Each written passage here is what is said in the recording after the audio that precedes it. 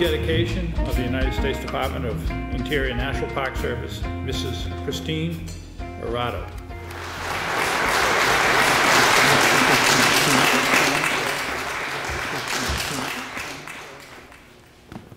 Good afternoon.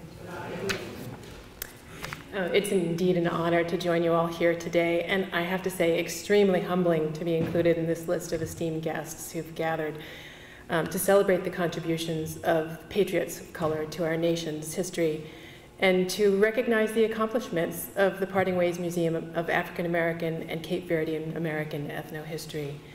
I want to thank the museum's president, Mr. Eddie L. Johnson, and vice president, Mr. Barbosa, for inviting the National Park Service to join the commemoration, and on behalf of the director of the Northeast region, Mike Caldwell, to congratulate you on your award from the Congressional Black Caucus Veterans Braintrust. Before presenting Mr. Johnson and Mr. Barbosa with this certificate rededicating the Parting Ways Archaeological District, I'd like to speak briefly about the importance of this site in our national narrative, not just in Black history, but in all of American history, underlining a chapter in our collective history that had been ignored for many decades until we approached America's bicentennial and finally celebrated the contributions of patriots of color to our nation's fight for independence during the American Revolution. Now, I know most of you, or all of you, probably know a whole lot more about Parting Ways than I do, and the details are very familiar, but I think it bears repeating details, and details in reciting or revisiting the past. We honor those who came before us, but we also recall promises yet fulfilled. In 1855, 80 years after, in the words of President Abraham Lincoln, our fathers brought forth on this continent a new nation, conceived in liberty and dedicated to the proposition that all men are created equal, Harriet Beecher Stowe observed, in considering the services of the colored patriots of the American Revolution, we are to reflect on them as far more magnanimous because rendered to a nation which did not acknowledge them as citizens or equals, and in whose interests and prosperity they had less at stake. Bravery, under such circumstances, has a peculiar beauty and merit. Stowe is celebrating the thousands of African American men who served with honor during the American Revolution. By the close of the 19th century, the names of 4 residents of Parting Ways, Cato Howe, you know them all, Plato Turner, Prince Goodwin, and Kwamani Quash, and the stories of their military service were familiar to the people of Plymouth. Yet the details of their lives and the tragically unfulfilled promise of freedom and equality for these veterans and their families remain somewhat shrouded in the past until the Parting Ways Museum encouraged archaeologists and historians to delve deeply into the documentary and material culture record. Plato Turner was one of at least 750 African American men from Massachusetts who fought for American independence. The numbers are certainly much higher, and historians have only just begun to plow through pensions records, census data, and other documents to uncover the contributions of the men who joined the cause, some of whom were enslaved, others who had been freed years earlier, and some who had been promised freedom in return for their military service. Turner had been born into slavery, freed through a slaveholder's will, and by 1776 was a free man serving in the Continental Army. According to his veteran's pension application, Turner enlisted for 4 terms of service. In the midst of these terms, Turner and his wife Rachel and their first child moved to a house that he purchased at Parting Ways in 1779. He received a pension for his service almost 4 decades after he mustered out in 1818, but he fell ill and died shortly thereafter. Turner's widow and his children and grandchildren continued to live at Parting Ways. James Thurston Burr, the son of the Turner's daughter Sarah, was born and raised in Boston, where he worked for abolitionists William Lloyd Garrison and Congressman Abbott Lawrence. He moved to Parting Ways sometime during or after the Civil War, and he was joined by his cousins, Benjamin Franklin Washington, another veteran, this one of the U.S. Navy, and Rachel Turner Johnson, whose family had been active participants in the abolitionist community at the Joy Street African Meeting House. Rachel and her children lived at Parting Ways into the 20th century, the longest family in residence at the settlement. Kwamani Quash was enslaved to a prominent person here in Plymouth. He first enlisted in the Army in 1775 at the age of 16. After serving for 8 months, he agreed to re-enlist in the Continental Army for 3 years in exchange for his freedom. Following his service, Quash moved to the home place that his father, Quash Quande, had purchased at Parting Ways around 1779, and he lived at Parting Ways with his wife Ellen until his death from rheumatic fever in 1833. His widow lived on at the settlement in increasingly precarious financial circumstances. She was denied a widow's pension because she couldn't prove in legal records that she was his wife, another injustice, until her death in 1875. Now, these are painful recollections, but I think it's important to understand the perseverance of this community in the face of oppression.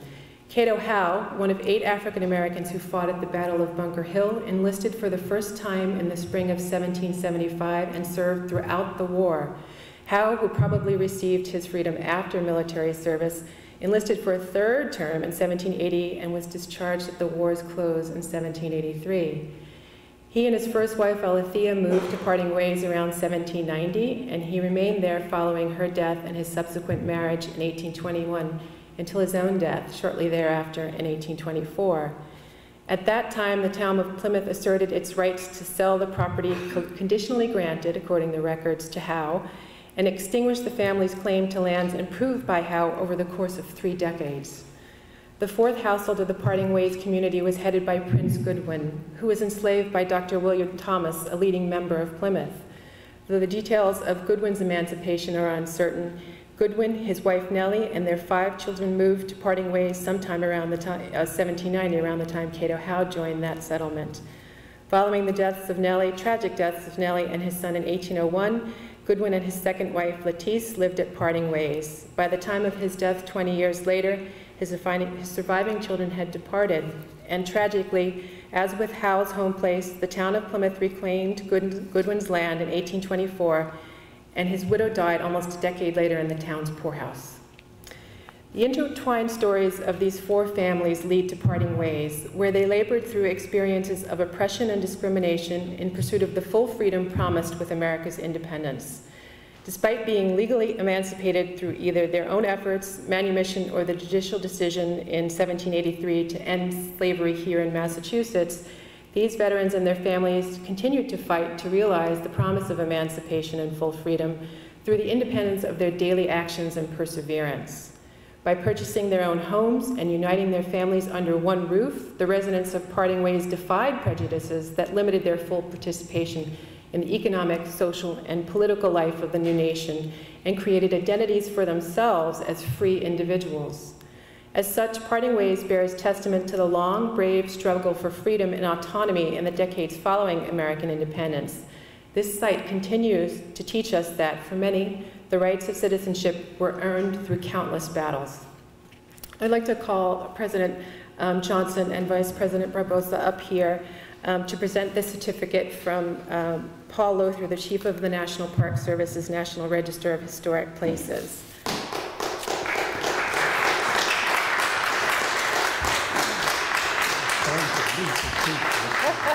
We've never met one another, and I think people always say, oh, I was expecting someone a little bit more auspicious. It's a pleasure to meet you, too. I want to congratulate you both. The Parting Ways Archaeological District was listed in the National Register on March 19, 1979 at a national level of significance. Mr. Lothar, in his narrative here, and I don't know if it really bears reading because it's kind of jargonese, which recognizes that the site is so important in our national heritage, but it underscores the national significance of the site. Do you want me to read this? It's kind of long. No. No. Your history was great. So really, congratulations. Thank you very much.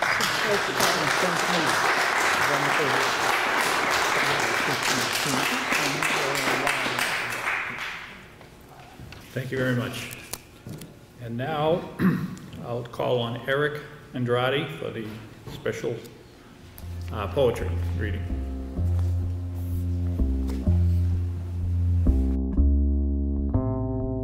Iron ring comes up calf, revealing a truth we mask behind our half-truths that lack proof. Hidden was the root of insecurity. These illusions keep occurring, see. We are lured to be fake, when false impressions we make, attempting to conceal what time still reveal. Where iron ring upon hill, this truth is revealed within your iris. So why do you try this active charades? Babylon benefactors who trade their soul to a vulture, so controlled by your culture, often lost and confused. Nails your insecurities crossed with the blues. But if you're lost and be found, just plant your feet on solid ground.